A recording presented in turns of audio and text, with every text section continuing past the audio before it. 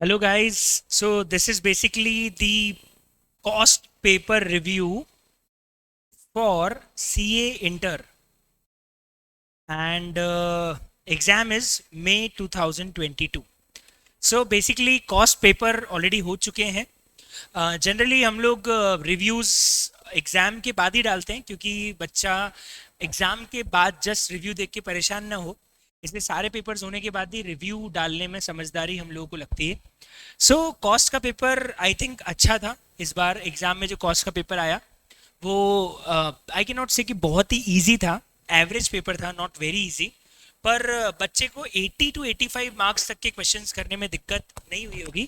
दिक्कत उसको हुई होगी सिर्फ 15 नंबर के कुछ क्वेश्चंस के अंदर. उसमें भी ऐसा नहीं है कि बहुत ज़्यादा दिक्कत हुई होगी, कर सकता है, लेकिन थोड़ा सा पेपर थोड़ा सा एवरेज था. आई कैन नॉट से बहुत इजी था, पर मॉड्यूल और नोट्स में से कम 80 टू 85 मार्क्स के क्वेश्चंस आपके इजीली बैठ गए थे. ओके, सो हम लोग चालू करते हैं. एंड सबसे पहले जो पहला क्वेश्चन आपको कॉस्ट के अंदर मिलेगा, that question is from EOQ, that is economic order quantity material costing. इसमें उन लोगों ने बोला है कि साहब सबसे पहले मटेरियल की परचेज प्राइस दी है, हैंडलिंग और 350 की ऑर्डरिंग कॉस्ट है, तो टोटल मिला के 750 की ऑर्डरिंग कॉस्ट है. फिर इंक्रीमेंटल रॉ मटेरियल कॉस्ट और वर्किंग कैपिटल फाइनेंस कॉस्ट है. मैं आपको बता दूं ये क्वेश्चन नोट्स के अंदर है. This question is I think question number 28 from the notes. या तो 28 होगा या 27 होगा, सिर्फ फिगर्स अलग हैं. बाकी ऐसा का ऐसा क्वेश्चन मटेरियल कॉस्टिंग के नोट्स के अंदर आपको मिल जाएगा. इवन उन्होंने जो यहाँ पूछा है एग्जैक्टली ऐसा का ऐसा वहाँ पे हमारे नोट्स के अंदर भी था. अप्रॉक्सीमेटली 20s की सीरीज में आप इस क्वेश्चन को हमारे नोट्स के अंदर देखोगे तो विल फाइंड आउट कि क्वेश्चन नोट्स के अंदर है. तो 5 मार्क्स का क्वेश्चन आपका शॉर्ट सही होगा अगर आपने नोट्स प्रॉपरली किए हैं तो. This question is from the notes और ऐसा क्वेश्चन पास्ट एग्जाम में भी आ चुका है. तो ये क्वेश्चन में EOQ निकालना था. दूसरा उन्होंने बोला है कि इसमें how frequently the company will order. इसके लिए सिंपल है, जितने भी हमारे नंबर ऑफ ऑर्डर्स आ रहे हैं EOQ पे, उसको हम 360 डेज से डिवाइड कर लेंगे तो फ्रीक्वेंसी ऑफ ऑर्डर निकल जाएगा 360 divided by number of orders से. और तीसरा उन्होंने टोटल ऑर्डरिंग और इन्वेंट्री मतलब टोटल ऑर्डरिंग और होल्डिंग कॉस्ट का सम पूछा है, जो कि आप 2 AOC फॉर्मूले के शॉर्टकट से भी निकाल सकते हो. So this is the answer of the first question. This is how you can solve question number first, part A of question number first. Part B of the question number first is also from the notes. ये question भी notes के ही question में से है. अगर आपने notes के क्वेश्चन किए होंगे तो you will find out this question. Again easy question है, रिवर्स कैलकुलेशन है, रिप्लेसमेंट दिया है और तीनों मेथड से हमको यहाँ पे LTR ऑलरेडी क्वेश्चन में दिया हुआ है. तो हम सबसे पहले क्या करेंगे, रिप्लेसमेंट वाले फॉर्मूले का यूज करके यहाँ पे average number of employees calculate कर लेंगे. तो हमारा पहला काम ये होगा कि हम रिप्लेसमेंट वाले फॉर्मूले का यूज करके यहाँ पे average number of employees calculate कर लेंगे और फिर उसे हम सेपरेशन वाली फॉर्मूले में पुटअप करेंगे. तो इससे हमारे नंबर ऑफ सेपरेशंस आ जाएंगे और नंबर ऑफ सेपरेशन के बाद आप उसको फ्लक्स वाले फॉर्मूले में पुटअप करोगे तो आपको नंबर ऑफ जॉइनिंग्स निकल के आ जाएगी. तो पहले पार्ट का, दूसरे पार्ट का और तीसरे पार्ट का आंसर तो फॉर्मूले को उल्टा पुल्टा करके ही आ जाएगा. सर फोर्थ वाले पार्ट में उन्होंने बोला है इक्विवेलेंट एम्प्लॉई टर्नओवर रेट्स निकालना है. It is very simple. ये जो डेटा दिया हुआ है, ये डेटा हमको एक क्वार्टर का दिया हुआ है, तो हमें इसको इक्विवेलेंट करना है, मतलब आपको इसको एक्चुअली एनुअली लाना है. तो हम डिवाइड बाय 3 इंटू 12 कर लेंगे या डिवाइड मल्टीप्लाई बाय 4 कर लेंगे. जो भी मेरा LTR आया है, जैसे 16 आया है तो 16 डिवाइड बाय 3 इंटू 12 कर लिया तो मेरा इक्विवेलेंट एम्प्लॉई टर्नओवर मुझे साल भर का निकल के आ जाएगा. ऐसे ही मैं 8 को डिवाइड बाय 3 इंटू 4 करूंगा और 5 को डिवाइड बाय 3 इंटू 4 करूंगा, या फिर डायरेक्टली सॉरी इंटू 12 करूंगा या डायरेक्टली इंटू 4 कर दूंगा तो मेरा अपने आप इक्विवेलेंट LTR भी निकल के आ जाएगा.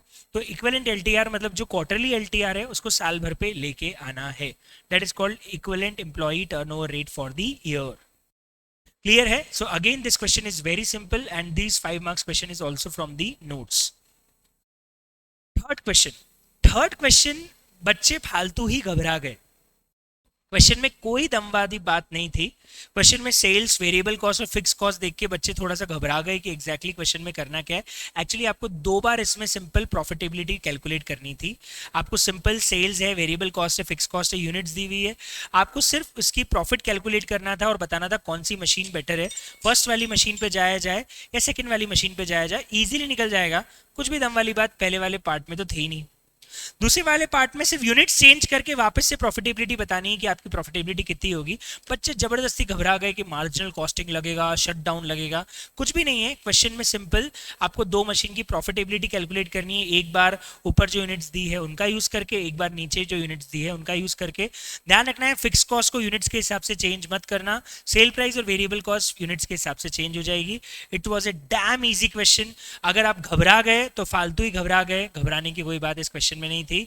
5 नंबर का बहुत ही इजी क्वेश्चन था, क्वेश्चन नंबर 3। चौथा क्वेश्चन एक्चुअली ऑपरेटिंग कॉस्टिंग का था और ये क्वेश्चन भी इजी है। क्यों? क्योंकि क्वेश्चन हमारे नोट्स में है। मैं आपको बताता हूँ कौन सा क्वेश्चन है। सालों से क्वेश्चन नोट्स में है, इवन मॉड्यूल में भी ऐसा क्वेश्चन आपको मिलेगा। ये क्वेश्चन है वो पेट्रोल वाला, इंडियन ऑयल और भारत पेट्रोलियम या फिर कोल माइन वाला ए और बी। मैं ऐसा इसमें चार्ट बनवाता हूँ कि एक फैक्ट्री से दो जगह से सामान आ रहा है, स्पीड है गाड़ी की इतनी और आने जाने में इतना टाइम लग रहा है, तो टाइम कैलकुलेट करना था उसके अंदर, कितना किलोमीटर है उससे वेरिएबल कॉस्ट कैलकुलेट होगी, फिक्स कॉस्ट टाइम के पर्पज से कैलकुलेट होगा और टोटल कॉस्ट को डिवाइड बाय 10 किलोमीटर कर लोगे तो आपको कॉस्ट पर 10 किलोमीटर निकाल के आ जाएगी। तो again this question was very easy. ये क्वेश्चन भी नोट्स के अंदर है और ये क्वेश्चन भी 5 नंबर का ऐसा क्वेश्चन है जिसको मैं बोल सकता हूँ इजीली समझ में आ जाएगा। ये है part D of question number 1। किसी को आपत्ति इसके अंदर? मेरे हिसाब से तो बहुत ही इजी क्वेश्चन है। बहुत बढ़िया, आगे बढ़ते हैं। ये क्वेश्चन नोट्स का है। यस, कौन सा? अगेन ओवरहेड्स का क्वेश्चन है और अगेन सेम क्वेश्चन नोट्स में है। करना क्या था मैं आपको बताता हूँ। इसमें बड़ी बनेगी एक बड़ी सी इक्वेशन, इसमें एक बड़ी सी इक्वेशन बनेगी और इसमें हमें जो फैक्ट्री ओवरहेड रेट थी उसको x लेट करना था और जो एडमिनिस्ट्रेटिव ओवरहेड थी उसको y लेट करना था और दोनों जॉब की कॉस्ट शीट बना के दो इक्वेशन तैयार होगी जिसमें 1,08,000 प्लस 84,000 से प्राइम कॉस्ट निकलेगी। प्राइम कॉस्ट पे आप लगाओगे x percentage of labour cost that is 84,000 और उसका यूज करके आपको दोनों कॉस्ट शीट तैयार करनी थी और उसके लिए x और y की वैल्यू निकाल के नई कॉस्ट शीट आप लोगों को यहाँ पे बतानी थी। बहुत ही इजी क्वेश्चन बोलूंगा। क्यों इजी क्वेश्चन बोलूंगा? क्योंकि ये क्वेश्चन नोट्स के अंदर है। ओवरहेड्स में पीछे अगर आप जाएंगे तो सेम ऐसा कैसा क्वेश्चन आपको नोट्स के अंदर मिलेगा जहां दो जॉब की कॉस्ट शीट है और उस कॉस्ट शीट से एक्स और वाई की वैल्यू निकाल के उसको नई थर्ड कॉस्ट शीट के अंदर रखना था। तो फैक्ट्री ओवरहेड रेट को एक्स मानना था और एडमिनिस्ट्रेटिव ओवरहेड रेट को वाई मानना था और उन दोनों इक्वेशन को सॉल्व करके, याद करो मैंने जब क्लास में क्वेश्चन करवाया था तो मैंने दोनों इक्वेशन को डिवाइड बाय 1000 करवा के कॉमन निकलवाया था। 1 प्लस वाई कॉमन आएगा और 1 प्लस वाई कॉमन निकल के उससे पूरी की पूरी इक्वेशन सॉल्व हो सकती थी। सब्स्टिट्यूशन लगाना था। इसमें इक्वेशन कैलकुलेट करना ही सबसे डिफिकल्ट काम था, बाकी ओवरहेड रेट निकालना तो बहुत ही, उसके बाद जॉब कॉस्ट शीट बनाना तो बहुत ही आसान था। Again this question is from notes. तो देखा जाए अभी तक एक भी क्वेश्चन ऐसा नहीं है जिसमें बच्चा मॉड्यूल और नोट्स करने के बाद अटका होगा। Second question, third question notes में से नहीं था पर इतना इजी था कि उसको नोट्स में वैसे भी मैं नहीं रखता। दो कॉस्ट शीट बनानी है और प्रॉफिट चेक करना है कहाँ ज़्यादा आ रहा है, तो क्वेश्चन वैसे भी नोट्स वर्दी है ही नहीं। तो जो जो क्वेश्चन अभी तक आए हैं वो सब नोट्स में कवर्ड हैं। अगला क्वेश्चन एग्जैक्टली नोट्स में कवर्ड है, कॉन्ट्रैक्ट कॉस्टिंग का, एस्केलेशन कॉस्ट का क्वेश्चन है। और जब मैं एस्केलेशन क्लॉज पढ़ाता हूँ तो इस क्वेश्चन को सबसे पहले करवाता हूँ। ये नोट्स में सॉल्व्ड क्वेश्चन है, नोट्स में सॉल्व्ड क्वेश्चन है ये।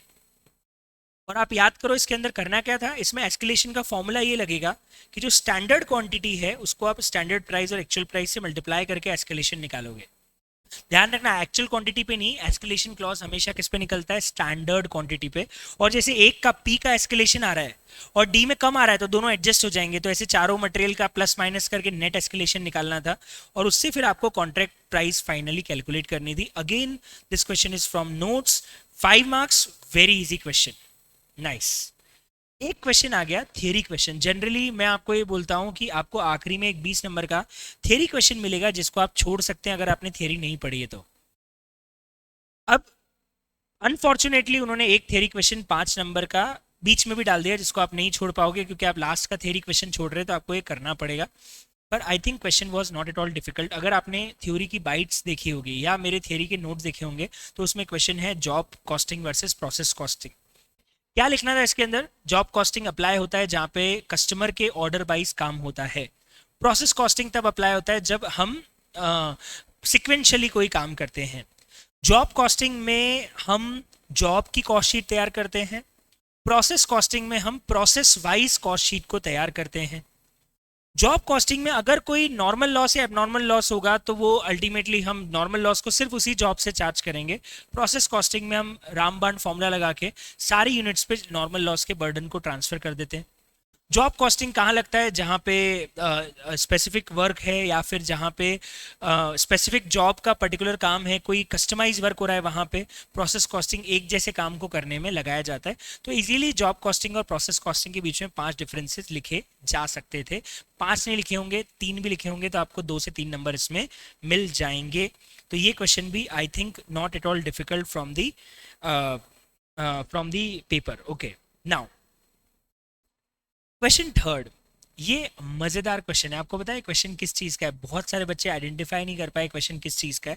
उन्होंने तो आखिरी में बोल दिया कि आपको बताना है कितने शर्ट्स मैन्युफैक्चर करने हैं और फिर बजट बनाना है। पर आप लोग इसमें एक चीज ध्यान रखना, इसमें actually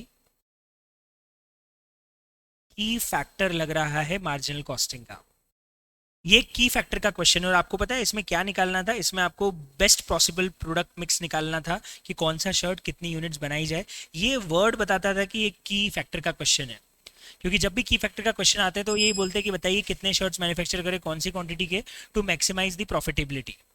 So to maximize the profitability, we have to calculate how many shirts we have to produce in the first quarter 22-23, and for that अपने को क्या करना था? सबसे पहले दोनों का, शर्ट का और शॉर्ट्स का कंट्रीब्यूशन पर, क्या की फैक्टर है पहले समझ लेना। Labour is the key factor. यहाँ पे product will be constant by labour R, और labour R is the key factor, तो हमें निकालना पड़ेगा कंट्रीब्यूशन पर लेबर आर। दोनों प्रोडक्ट का कंट्रीब्यूशन पर लेबर आर निकल के रैंकिंग देनी थी। उसके बाद ये जो 12,000 लेबर आ रहे हैं उनको दोनों प्रोडक्ट के अंदर बांटना था। जो फर्स्ट रैंक है उसको देने थे उसकी मैक्सिमम डिमांड लिखी है क्या? मैक्सिमम डिमांड कितनी है? हाँ, उन्होंने लिखा है एटलीस्ट 25 तो बनाना ही पड़ेगा। मतलब product of either of the two government must be at least 25 production of the other. तो मतलब आपके 75 और 25 के प्रोपोर्शन में होना था। तो जो रैंक फर्स्ट था उसको आप 75% यूनिट्स बना लेते और रैंक सेकंड को 25% आपको बनानी रहती। तो इस प्रोपोर्शन में जाके आपको लेबर आर को बांटना था। तो आप या तो ये कर सकते थे कि एक इक्वेशन बना लेते कि जो भी टोटल प्रोडक्शन आएगा उसका 0.75 और 0.25 इक्वल टू टोटल इतना हमारे पास लेबर आर अवेलेबल है, और उससे हम इजीली लेबर आर बांट सकते थे शर्ट और शॉर्ट्स में। एक बार वो आ गया तो उसके बाद बजट बनाना बहुत इजी था, क्योंकि बजट के लिए उन्होंने बोला हुआ है कि सेल्स वॉल्यूम इतना इतना ग्रो करेगा, इतना ओपनिंग इतना क्लोजिंग रखना है। तो इजीली उससे फिर बजट बनाया जा सकता था। तो हमें मेनली इस क्वेश्चन के अंदर पहले की फैक्टर समझना था, और मैंने क्लास में आपको बहुत क्लियरली बताया था कि जब भी हम की फैक्टर की बात करते हैं तो ऑलवेज की फैक्टर का मतलब होता है कि हमें कंट्रीब्यूशन पर की फैक्टर कैलकुलेट करके रैंकिंग देनी होती है। तो यहाँ पे पहले आपको कंट्रीब्यूशन पर लेबर आर रैंक निकाल के रैंकिंग देनी थी। उसके बाद आपको फिर प्रोडक्शन निकाल के उसका बजट तैयार करना था। एक बार प्रोडक्शन आता तो प्रोडक्शन बजट बन जाता, और उससे फिर easily opening closing stock adjust करके सेल्स बजट भी इजीली बनाया जा सकता था। तो that question is again of 10 marks. इस क्वेश्चन को मैं बोलूंगा कि ये क्वेश्चन बहुत ही शानदार आया था। ये क्वेश्चन आज तक कभी एग्जाम में नहीं आया सेम ऐसा का ऐसा, जहाँ पे बजट और की फैक्टर को एक साथ मिक्स कर दिया जाए। तो जिसने पेपर सेट किया है उसने बजट और की फैक्टर को एक साथ मिक्स करके एक बहुत ही अच्छा क्वेश्चन बनाया है। ये इंटर में तो आज तक इतने अटेम्प्ट में नहीं आया, हो सकता है कहीं और से फाइनल से या कहीं और से क्वेश्चन उठाया उन्होंने। कॉस्ट शीट का क्वेश्चन बहुत ही ईजी था। मैं हर बार बोलता हूँ कॉस्ट शीट का एक क्वेश्चन 10 नंबर का एग्जाम में आता है। ये क्वेश्चन बहुत ही ईजी था। Opening stock of raw material दिया है, रॉ मटेरियल परचेज दिया है, वेजेस दिए, डेप्रिसिएशन ऑन प्लांट जाएगा फैक्ट्री ओवरहेड के अंदर, क्वालिटी कंट्रोल ओवरहेड में जाएगा, expenses paid for quality control, lease rent for production asset again factory overhead में जाएगा, एडमिनिस्ट्रेटिव ओवरहेड टू प्रोडक्शन दिए हुए हैं, पॉल्यूशन कंट्रोल भी फैक्ट्री ओवरहेड के अंदर जाएगा, रॉ मटेरियल का क्लोजिंग स्टॉक, प्राइमरी पैकिंग अलग से जुड़ती है after research and development overhead and quality control overheads, तो वो जाएगी। रिडिस्ट्रीब्यूशन की पैकिंग सेलिंग एंड डिस्ट्रीब्यूशन में चली जाएगी, एडवर्टाइजिंग सेलिंग एंड डिस्ट्रीब्यूशन में चला जाएगा, और आपको ओपनिंग क्लोजिंग दिया है, क्लोजिंग स्टॉक दिया है। बहुत ही आसान क्वेश्चन। ऐसा क्वेश्चन तो हमारे नोट्स के अंदर एक क्या दो दो तीन तीन क्वेश्चन होंगे, और ऐसा क्वेश्चन मई 2018 की एग्जाम में भी आया हुआ क्वेश्चन है, और दिसंबर 21 की एग्जाम में भी आया हुआ क्वेश्चन है। तो अगर आपने पास्ट एग्जाम्स भी किए होंगे या नोट्स भी किए होंगे तो ये कॉस्ट शीट वाला क्वेश्चन आपको परेशान कर ही नहीं सकता। तो ये 10 मार्क्स भी आपके लिए शॉर्ट शॉर्ट थे। तो अभी तक मुझे जो डाउट लगा है कि 10 मार्क्स कहाँ आप लूज कर सकते हो, वो शायद क्वेश्चन थर्ड का ए है। वो भी अगर आपका क्लिक हो गया होगा कि इसमें की फैक्टर लगाना है तो शायद आप लोगों ने वो कर भी लिया होगा। और एक और चीज है, अरे ये चीज़ तो मैंने बहुत अभी नोटिस करी कि इसमें ना आ, जुलाई 22 का जब बजट बनाना है, इन्होंने बजट जुलाई 22 का पूछा है कि अगस्त का पूछा है ना, तो वहां पे तो की फैक्टर लगाना ही नहीं था।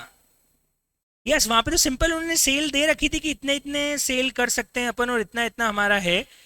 तो इसका मतलब ये है कि जब हम जुलाई 22 का बजट बना रहे हैं और ये डेटा जो दिया हुआ है ये हमको अप्रैल के लिए दिया हुआ है, तो मतलब क्वेश्चन पूरे दो पार्ट में है। तो अगर आपने ये क्वेश्चन गलत कर भी दिया होगा तो ये क्वेश्चन तो आपने सही किया होगा, क्योंकि तो सिंपल बजट का क्वेश्चन है। आपने अगर अप्रैल का, शायद फर्स्ट क्वार्टर का, अप्रैल मई जून का अगर आपने बजट गलत भी कर दिया होगा की फैक्टर वाला, तो भी सेकंड पार्ट तो ठीक है ना, मतलब इसमें 10 में से 5 नंबर तो आप इजीली स्कोर कर सकते थे, क्योंकि जो की फैक्टर वाला पार्ट था वो अलग टाइम पीरियड का है और बजट अलग टाइम पीरियड का है। इसका मतलब बजट वाला क्वेश्चन तो इंडिपेंडेंट हो गया ऊपर वाले क्वेश्चन से। तो ये क्वेश्चन में आपने 5 नंबर का तो सही किया ही होना चाहिए। अगला क्वेश्चन, अगेन ये क्वेश्चन नोट्स में है, ये क्वेश्चन पास्ट एग्जाम में भी आ चुका है, एक्टिविटी बेस्ड क्वेश्चन, कॉस्टिंग का क्वेश्चन है। इजी क्वेश्चन था। करना क्या था मैं आपको बताया था इस क्वेश्चन के अंदर। एक मिनट, सॉरी सॉरी, ये एक्टिविटी बेस्ड का नहीं, ये तो प्रोसेस का है, sorry, this is a question from process. Again ये क्वेश्चन नोट्स में है। सिंपल है, दो प्रोसेस बनानी थी। पहली प्रोसेस बनेगी हमारी ओपनिंग में मटेरियल और WIP, लेबर और ओवरहेड 50% है, मटेरियल 100 है, और क्वेश्चन में लिखा हुआ है वेटेड एवरेज मेथड यूज़ करनी है, तो हम तो ओपनिंग स्टॉक पूरा 100% ही ले लेंगे। जो भी हमारा आउटपुट आया है वो भी पूरा 100% आ जाएगा, और क्लोजिंग 100 और 60% दिया हुआ है वो उतना उतना आ जाएगा। तो पहला प्रोसेस तो इजीली बन जाएगा। दूसरे प्रोसेस में भी जो पहले से जाएगा उसके बाद इतना इतना ओपनिंग दिया हुआ है, ओपनिंग में कंप्लीशन की जरूरत ही नहीं है, 100% लेना है। तो एक तो अपने को प्रोसेस 1 का स्टेटमेंट ऑफ इक्वलिटेशन और प्रोसेस बनाना है, और फिर उसके बाद अपने को एक डिसीजन लेना है। तो बहुत ही ईजी क्वेश्चन था। आई थिंक इस क्वेश्चन में आप प्रोसेस 1 और प्रोसेस 2 में दिक्कत नहीं कर सकते, ये क्वेश्चन नोट्स में भी कवर्ड है। दो प्रोसेस का सिंपल इक्विवेलेंट वाला क्वेश्चन है, कोई कॉम्प्लिकेशन इसके अंदर नहीं है। अगला क्वेश्चन एग्जैक्ट नोट्स में कवर्ड क्वेश्चन है बेटा, मैं आपको बता दूं कहाँ कवर्ड है, आप फॉलो करना 26 से लेके 30 के बीच में। एग्जैक्ट क्वेश्चन नंबर तो नहीं पता, पर नोट्स में क्वेश्चन नंबर 26 से लेके 30 भी देखोगे, या फिर मॉड्यूल में भी एक क्वेश्चन कवर होगा, अगर आप उसको देखोगे तो आपको एक क्वेश्चन शॉर्ट शॉर्ट 5 नंबर मिलेंगे। एक गलती होने का भी इस क्वेश्चन में सवाल नहीं उठता है। मार्जिनल का एक क्वेश्चन मॉड्यूल में भी है और हमारे नोट्स के अंदर भी कवर्ड था। कुछ नहीं करना था, change in profit upon change in sales वाला फॉर्मूला पुटअप करना है इसके अंदर। आपको 2 यूनिट्स का लॉस और 2 यूनिट की सेल्स प्राइस दी हुई है, आपको सिंपल टोटल लॉस और टोटल प्रॉफिट से चेंज इन प्रॉफिट निकालना है, चेंज इन सेल्स निकालना है और पीवी रेशियो निकाल के फाइनल आंसर दे देना है, that's it. Wow, this 5 marks is like laddoo, इससे आसान कुछ नहीं हो सकता। सिंपल जर्नल एंट्री पास करनी है, material issue to production WIP account, debit to finish raw material control account, allocation of indirect wages factory overhead account debit to wages account, factory overhead over absorbed है तो ये जाएगा P&L, factory overhead control account debit to costing P&L, administrative under absorbed है तो costing P&L account debit to administrative overhead account, deficiency मिली है, normal loss है तो factory overhead account debit to raw material control account. ये हो गई पांचों की पांचों जर्नल एंट्री, 5 नंबर लड्डू क्वेश्चन के थे ये क्वेश्चन एक्टिविटी बेस्ड कॉस्टिंग का नोट्स में है, बिल्कुल है। कुछ नहीं करना था इसके अंदर, एग्जैक्ट नोट्स के अंदर आपको एक क्वेश्चन मिलेगा, फिगर अलग है पर सारा डेटा आपका मैच कर जाएगा। उन्होंने हमारे क्वेश्चन में भी लेबर आर दिए हुए हैं, मशीन आर दिए हुए हैं, मटेरियल कॉस्ट दी हुई है। हमारे पास जो नोट्स में क्वेश्चन है उसमें भी क्वेश्चन नंबर 7 या 8 के आसपास देखना आप, 7 या 8 के आसपास मिलेगा हमारे नोट्स का एक्टिविटी बेस्ड क्वेश्चन। तो हर बार एक्टिविटी बेस में सेम पैटर्न आता है, पहले आपको ट्रेडिशनल कॉस्टिंग से करना होता है, तो यहाँ पे उन्होंने बोला है मशीन आर से निकालना है। तो पहले आप यहाँ के मशीन आर निकाल के मल्टीप्लाई बाय 30 कर लोगे तो आपको टोटल ओवरहेड्स आ जाएंगे। इन टोटल ओवरहेड को इस रेशियो में बांट दोगे तो आपको of course activity related overheads भी निकल के आ जाएंगे। आपको इन टोटल ओवरहेड्स को 40, 10, 30 और 20 में बांट देना था बस। उसके बाद इनको अपने को चारों का वो भी दिया हुआ है, number of setup, moment of inspection, तो इससे हमारी एक्टिविटी रेट निकल जाएगी और दोनों मेथड से कैलकुलेट करनी है कॉस्ट पर नेट। तो ऐसे बहुत सारे क्वेश्चन हमने नोट्स के अंदर किए हैं।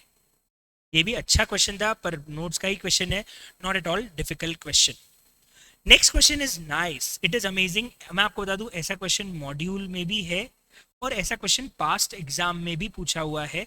आई थिंक जुलाई 21 या दिसंबर 21 की एग्जाम में आया हुआ है क्वेश्चन। यस, ऐसा ही क्वेश्चन।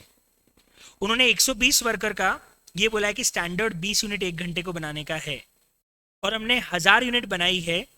इसका मतलब 1 घंटे के अंदर 20 यूनिट बनाने का स्टैंडर्ड है 120 वर्कर का।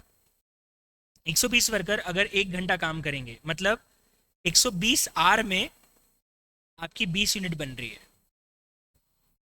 तो 1000 यूनिट को बनाने में कितने आर लगेंगे? बहुत सिंपल, इसके स्टैंडर्ड आर आ जाएंगे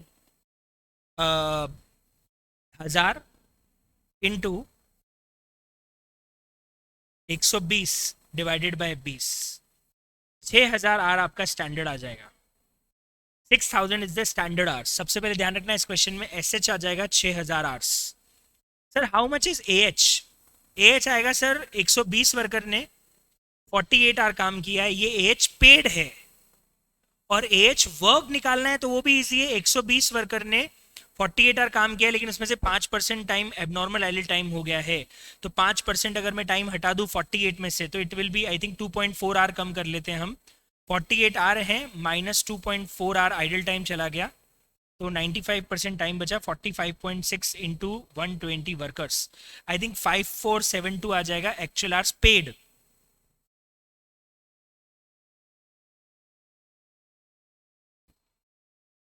तो एच पेड आ जाएगा 5472, एच वर्कड आ जाएगा 120 इंटू 48, 120 इंटू 48 5760 एंड स्टैंडर्ड आ जाएगा 6000। आपको रेट तो दोनों दी हुई है, बस आपको फॉर्मूले अप्लाई करके आंसर्स निकालने हैं। तो एस एच आ गया, एच पेड आ गया, एच वर्कड आ गया और रेट आ गया, दैट्स इट। क्वेश्चन इतना ईजी था, लड्डू क्वेश्चन है। इस क्वेश्चन में मैंने 2 मिनट के अंदर यहाँ पे सॉल्व कर लिया। क्वेश्चन में कोई दम वाली बात है ही नहीं, बहुत ही ईजी क्वेश्चन हो गया ये। अगला क्वेश्चन जॉइंट एंड बाय का, ये बोलता है कि आपको प्रॉफिट और लॉस निकालना है एक बार फर्दर प्रोसेसिंग करते हुए, अगर अपन अपॉर्शन कर रहे हैं प्री सेपरेशन कॉस्ट का वेट के अकॉर्डिंग। वाओ, कौन सी मेथड लगानी थी इसमें जॉइंट कॉस्ट को बांटने की? Physical unit method. और फिजिकल यूनिट मेथड लगाने के बाद आपको एक्चुअली इन दोनों का प्रॉफिट निकालना है आफ्टर प्रोसेसिंग करके, और डिसाइड करना है कि फर्दर प्रोसेस करें या नहीं करें। लड्डू क्वेश्चन है अगेन, 5 नंबर। ऐसे कितने ही क्वेश्चन जॉइंट एंड बाय के अंदर हमने कर लिए। फिजिकल यूनिट के रेशियो में बांट देंगे जॉइंट कॉस्ट को 100, 70 और 80 के रेशियो में, और उसके बाद में फाइनली डिसाइड कर लेंगे फर्दर प्रोसेस करना है या नहीं करना है। ये है हमारी जॉइंट कॉस्ट, ये है हमारी एफपीसी, ये एफपीसी है। तो जॉइंट कॉस्ट भी दिया हुआ है, एफपीसी भी दिया हुआ है, यूनिट्स भी दी हुई है, सेल प्राइस बिफोर प्रोसेसिंग भी दिया है, सेल प्राइस आफ्टर प्रोसेसिंग भी दिया है। इससे आसान क्वेश्चन नहीं हो सकता था 5 नंबर के लिए।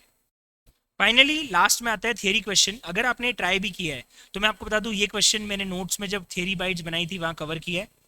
ये मैंने क्लास में ही करवाया था कि क्या क्या चीजें परचेज ऑफ मटेरियल में जुड़ती, क्या क्या नहीं जुड़ती। कैश डिस्काउंट माइनस होता है, कैश डिस्काउंट माइनस नहीं होता है।